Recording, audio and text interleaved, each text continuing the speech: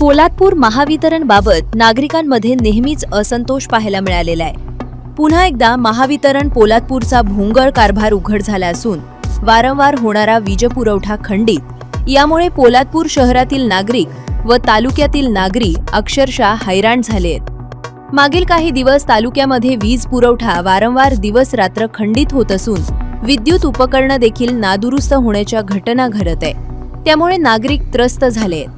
तसेच पोलादपूर येथील प्रभातनगर परिसरात हॉटेल साहिलच्या बाजूला असलेल्या विद्युत डीपीला दरवाजे नसल्यानं नागरिकांचं जीवाशी खेळ होत असून सुरक्षेचा गंभीर प्रश्न निर्माण झालाय। भरवस्तीत असलेल्या डीपीमुळं ये जा करणाऱ्या नागरिकांची संख्या मोठ्या प्रमाणात असल्यामुळं कोणी त्या डीपीच्या संपर्क देण्याची शक्यता नाकारता येत नाही, त्यामुळे मोठा अनर्थ घडू शकतो।